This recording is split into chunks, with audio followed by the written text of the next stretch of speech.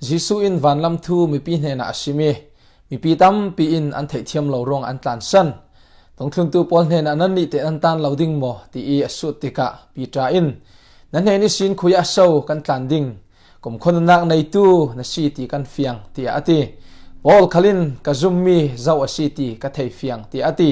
pi tra hin athun mi a fiang tuk ronga a phat san theu Jisui ko atong theu asinan Jisu sanga martarin athun thu moizatin akhar kan thun mi Jisu he kan thei fiang asia chun leithil ri leithei lo kum khon nak nei tu asi ronga arangin nun pek arangi chan manle akene thun hi kan nomok nak ding miang mau bi ase leilung tun sa khodang pol khalin kan boipa Jisu khri nun zia hi amoi antimi ase